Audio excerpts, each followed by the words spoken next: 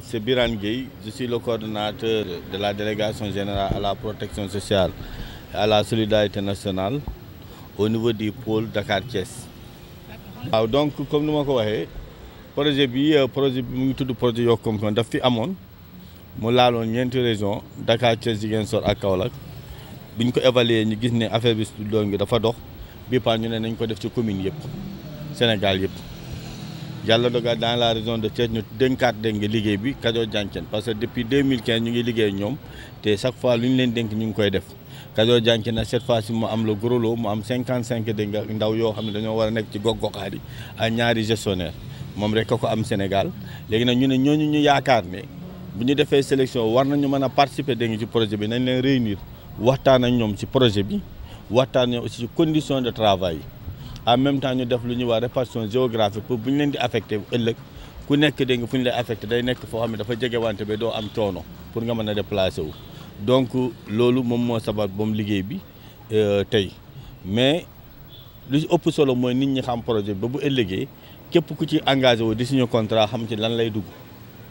ndax dégg nga bëggu ñu dem ba ci biir kii ne noo xamee moo ko woon ni wala xamee moo ko woon ni te comme que Kajoor Jànkeen à travers dégg nga son manager Aliou Dieng ici présent dañuy liggéey en harmonie en concertation ñu nañ ko def ci teel ñu pare ba délégation bu naan acca rek fekk ñun pare woon nañu lépp départ rek la ñuy def donc loolu moo ñu fi dajale tey. bon lu ñuy xaar dégg nga mooy nit ñi xam projet bi jëlal ko nekk fi def ko seen projet bopp lu ñuy wax appropriation ñoo xam ne ñoom ñoo ko moom ñoom ñoo ko war a dérouler te lépp lu ñuy def dégg nga bénéficiaires yi ñoo tax ñu nga xam ne ñu bu ëllëgee ñoom ñoo ciy gis seen bopp comme que ay agent de développement lañ. donc loolu moom moo war a nekk loo xam ne ni moom la ñu war a jiital ci lépp lu ñuy def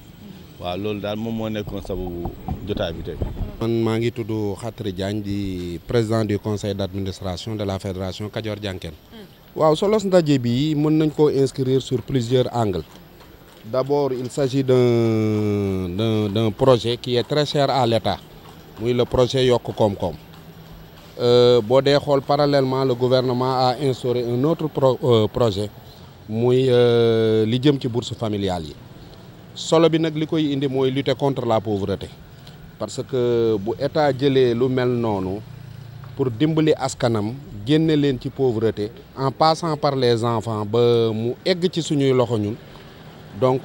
solo si kenn dootu ko waxati quoi donc Dieu a fait nag que ni ñaari projet yooyu yëpp. Fédération Kajoor Jànkeen qui s'occupe des enfants démunis, vulnérables et exclus de la société pour leur assurer un mieux-être social hérité ko day doon loo xamante ni lu am solo la donc projet boobu du doon nekkul lu bees ci ñun mais tey jii nii phase la boo xamante ni dafa topp ci phase yi nga xamoon ni jotoon nañ koo dérouler ba pare une évaluation a été faite. Et vraiment, le niveau central a été très satisfait des résultats que Kajoor Jànkeen lui a offert. C'est pourquoi aujourd'hui, mu réitérer confiance boobu joxaat ñu ko ba ñuy war a dérouler la phase bi ci tegu. Formation bi aujourd'hui on a 55 jeunes yoo xamante ni dans la politique de l'employabilité des jeunes qui est très chère au gouvernement Kajoor Jànkeen dugal na ci loxoom en collaboration avec le niveau central. Pour former 55 jeunes aujourd'hui yoo xamante ni ñoom ñooy piloter projet bi. daje bi liñ ciy xaar mooy que les enfants puissent être des citoyens que les enfants puissent accompagner le gouvernement dans sa politique de résorption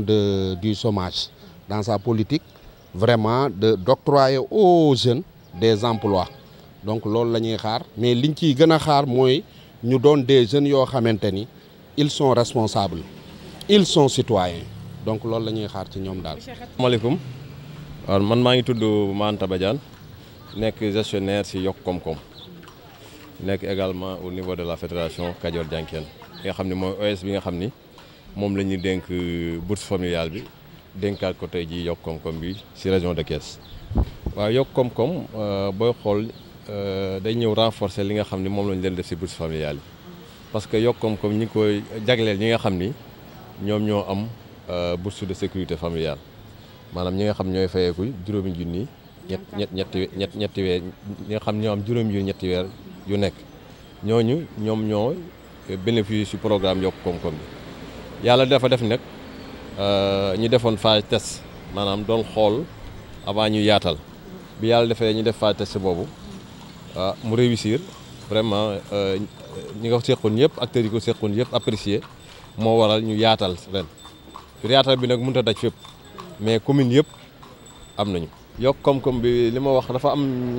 loo xamante ni moom mooy programme national de bourse de sécurité familiale mooy ñi nga xamante ni état bi tànn na leen di leen jox juróomi junni ñetti weer yu ne ñooy bokkaat si yokk koom-koom mais du ñëpp tamit ndax sélection lañ def mënuñoo jëlandoo ñëpp en même temps dafa am benn pàcc boo xamante ni moom la ñuy jël te loolu defuñu ko suñ coobare bopp boo xoolee dafa am ay li nga xam ne ay CDD yoo xam dañ ko organisé woon si CDD yi délégué quartier ñu ngi fi woon maire yi ñu ngi fi woon représentant des délégués quartier ñu ngi fi woon représentant yi nga xam ne ñoo nekk action sociale ñëpp a ngi woon ñu toog ñu xam ni commune bu nekk war na am nombre de bénéficiaires si yokk koom-koom bi biñ ko xoolee nag xam na ni commune bi nekk la mu yor rek si ay bénéficiaires bari na lool mais dañoo amoon benn moyenne boo xam ne moom la ñu am mooy au moins commune bu nekk dina am juróom-ñett fukki bénéficiaires ak juróom-ñaar maanaam 87 waaye nag dafa am segg boo xam def nañ ko si tamit maanaam quartier boo nga xamante ne amoo lu mat fukki bénéficiaires ak ñaar maanaam ñoo xam fukk ak ñaar ñoo xam ne am nañ bourse quartier boobu dañ ko éliminer mënu see bokk ndax li ñuy taxawal muy ASEC yi wala ngeen ko gën xam si avec il faut lu mu néew am fukki nit ak ñaar donc loolu mooy li nga xam ni moom lañ doxalee li nga xam ne mooy programme yokk koom-koom bi def CRD bi au niveau de la préfecture ñëpp teewe ko quartier yi génn ñëpp xam ni ñii ñoo génn ñi xam ni génn ñu xaar ba beneen yoon. accompagnateur fédération Kajoor Jànkeen. bon formation bi déjà xam nga fédération moom buñ ko waxee rek foofu lu mucc ayib moo fay jógee parce que vraiment présence bi mi ngi fi en plus qualité bi mi ngi fi aussi. te loolu dañ ciy sant yàlla rek parce que gars yi yàgg nañ ci terrain bi yàgg nañ ci yu mel nii kon lii du gulet tey jii kon dañuy doole sant rek te yaakaar ni liñ fiy indi dinañ ko mën a matale vraiment te attente bi yëpp li ñuy xaar ci ñun ñu mën koo àggale daal. fi ñu toll nii pare nañ bu yàgg parce que boo xoolee man mi di wax ak yéen première phase bi ci laa bokkoon léegi phase extension bi mi ngi nii kon déjà am nañu benn accumulation bu ñu def ba pare quoi ci projet bi. miinante ñoo projet bi.